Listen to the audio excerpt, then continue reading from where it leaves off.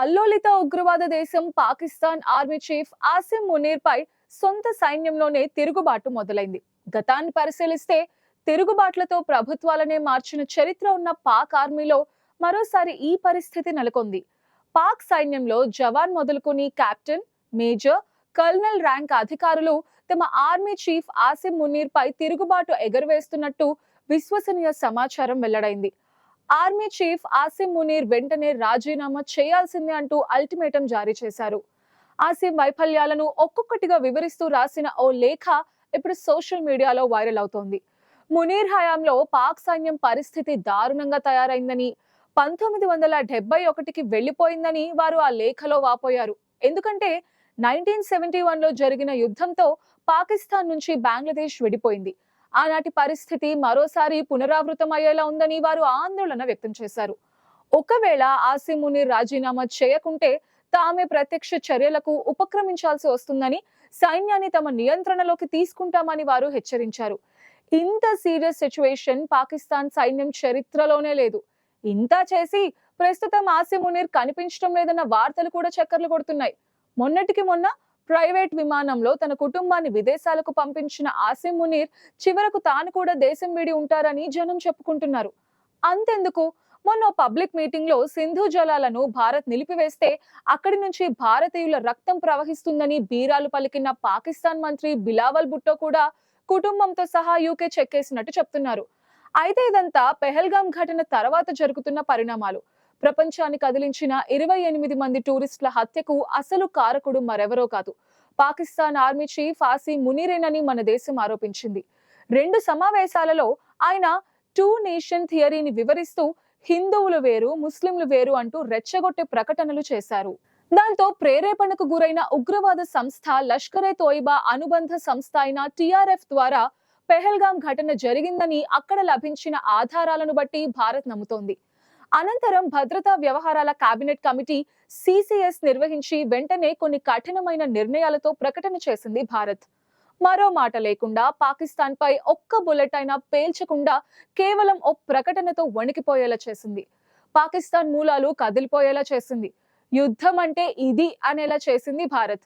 1960లో జరిగిన సింధు జలాల వినియోగం ఒప్పందం స్తంభింపజేయడం అన్నది పాకిస్తాన్ పై అణుబాంబు పడినంత పనిచేసింది. నీటిని రాకుండా ఆపుతారట అన్న వార్త పాకిస్తాన్ దావానలంగా వ్యాపించి కలకలం సృష్టించింది. నిజానికి సింధు నది నీటిని ఒక్క రోజులో నిరోధించడం అన్నది అసాధ్యం. అందుకు భారీ ఖర్చుతో, బడ్జెట్ తో పాటు అనేక చెరువులు, డ్యాంలు కట్టాల్సి ఉంటుంది. కానీ పైసా ఖర్చు లేకుండా కేవలం నోటి మాట ద్వారా భారత ప్రధాని నరేంద్ర మోదీ తాను అనుకున్నది సాధించారు. పాకిస్తాన్ ని భీతావహ పరిస్థితిలోకి నెట్టేశారు. అయితే ఇంతటి భీభత్సానికి ఆద్యుడు ఎవరంటే పాక్ ఆర్మీ చీఫ్ ఆసిమ్ మునీర్. పూర్తి పేరు సయ్యద్ ఆసిమ్ మునీర్ అహ్మద్ షా. ప్రస్తుతం కనిపించకుండా పోవడంతో ఆయన గురించి విషయాలను జనం ఆసక్తిగా గూగుల్ చేస్తున్నారు. అందుకే ఈ రోజుటి ఇన్ డెప్త్ లో ఆసిమ్ మునీర్ చరిత్రను బయట పెట్టే ప్రయత్నం చేసింది. ఆసిమ్ మునీర్ ఓ ఇమాం కుమారుడు. 1968వ సంవత్సరంలో జన్మించారు. తండ్రి ఇమాంగా పనిచేస్తారు. ఇమాం అంటే సాధారణంగా మసీద్లో ప్రార్థనలకు నాయకత్వం వహించే వ్యక్తి. ముస్లింలలో ఒక మతపరమైన నాయకుడిగా అనుకోవచ్చు. అంతేకాకుండా మసీదుల్లో నిర్వహించే మదర్సాలలో పిల్లలకు ఖురాన్ గురించి, ముహమ్మద్ ప్రవక్త జీవితం గురించి బోధిస్తాడు. ఆయన ఇమామే కాకుండా ఓ స్కూల్ టీచర్ గా కూడా పనిచేస్తాడు. తండ్రి ఇమాం అయినందుకునేమో ఆసిమ్ మునీర్ మాటల్లో ఇస్లాం గురించి బోధనలు కూడా వస్తూ ఉంటాయి. ఆసిమ్ మునీర్ ని పాకిస్తాన్ లో ముహాజీర్ అని కూడా అంటారు. అరబిక్ భాషలో ముహాజీర్ అంటే వలసదారుడు అని అర్థం. ఖురాన్ మొత్తాన్ని బట్టి పట్టినట్టుగా చెప్తున్నారు. 1986వ సంవత్సరంలో జియా ఉల్ హక్ కాలంలో అంచెలంచెలుగా ఎదుగుతూ Pakistan spy agency ISI top boss గా బాధ్యతలు నిర్వర్తించారు.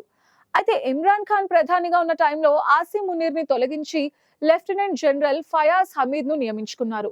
దాంతో కొన్నాళ్లకే సైడ్ లైన్ అయిన ఇమ్రాన్ ఖాన్ హయాంలో పదవి బాధ్యతలు పూర్తి చేసుకున్న జనరల్ బజ్వా రిటైర్మెంట్ అవ్వడం, మరోసారి ఎక్స్టెన్షన్ రాకపోవడంతో ఆయన స్థానంలో పాకిస్తాన్ 11వ ఆర్మీ చీఫ్ పోస్ట్ లో అవతరించారు ఆసిమ్ మునీర్. ఈ ఎన్నికను ఇమ్రాన్ ఖాన్ మొదటి నుంచే వ్యతిరేకిస్తూ వచ్చారు. కానీ అనేక అవినీతి ఆరోపణలతో ఖాన్ గద్దె దిగడంతో ఆసిమ్ మునీర్ కు ఎదురంటూ లేకుండా పోయింది. మునీర్ హయాంలో సైన్యం విలువలు దారుణంగా దిగజారిపోయాయని చెప్పొచ్చు. తెహరీక్ ఏ తాలిబాన్ పాకిస్తాన్ టీటీపీ బలోచ్ స్వాతంత్ర పోరాట యోధులు దేశంలో ఎక్కడ సైనికులు కనిపించినా దాడులు చేస్తూ వచ్చారు. నిలువనీయకుండా వెంటాడి వేటాడారు. ముఖ్యంగా బలోచ్ ప్రాంతంలో పనిచేయడానికి కూడా పాక్ సైన్యం భయపడుతోంది. ఆ ప్రాంతాలకు డ్యూటీకి వెళితే తిరిగి వస్తామా లేదా అన్న భయం పాక్ సైనికులను వెంటాడుతోంది. గత నెలలో క్వెటా నుంచి పేషావర్ వెళ్తున్న జాఫర్ ఎక్స్ప్రెస్ రైలును బిఎల్ఏ యోధులు హైజాక్ చేసి వందలాది మంది పాక్ ఆర్మీ సిబ్బందిని ఊచకోత కోశారు. అయితే ఈ ఊచకోతను పాక్ సైన్యం అడ్డుకోలేకపోయింది. దీంతో సైన్యంలో దేశ ప్రజలలో తీవ్ర అసంతృప్తి నెలకొంది. తమను తాము కాపాడుకోలేని దేశ సైనికులు ప్రజలను ఎలా కాపాడతారన్న విమర్శలు వచ్చాయి. దాంతో దేశ ప్రజలు సైన్యం దృష్టి మళ్లించేందుకే ఆసిమ్ మునీర్ భారత్ తో కోరి తగువ పెట్టుకున్నారని అంటున్నారు విశ్లేషకులు.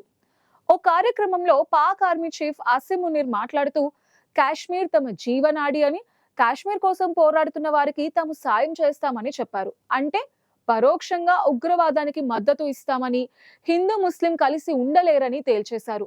ఈ మాటలను నిజం చేసేందుకు ఉగ్రవాదులను ప్రేరేపించడం ద్వారా పెహల్గాంలో ఓ ఆపరేషన్ నిర్వహించేలా చేయడంతో 28 మంది టూరిస్టుల ప్రాణాలు గాల్లో కలిసిపోయాయి. పెహల్గాం ఉగ్రదాడిలో పాకిస్తాన్ పాత్రపై మాజీ పెంటగాన్ అధికారి మైకేల్ రూబిన్ తీవ్రంగా స్పందించారు. పాకిస్తాన్ ఆర్మీ చీఫ్ ఆసిమ్ మునీర్ ని అల్ ఖైదా ఉగ్రవాది ఒసామా బిన్ లాడెన్ తో పోల్చారు. అమెరికన్ ఎంటర్ప్రైజ్ ఇన్స్టిట్యూట్ సీనియర్ అయిన రూబిన్ మాట్లాడుతూ, మునీర్ బిన్ లాడెన్ మధ్య ఉన్న ఒకే ఒక్క తేడా, అదేంటంటే మునీర్ ఒక భవంతిలో ఉంటాడు, బిన్ లాడెన్ ఒక గుహలో ఉండేవాడు అని అన్నారు.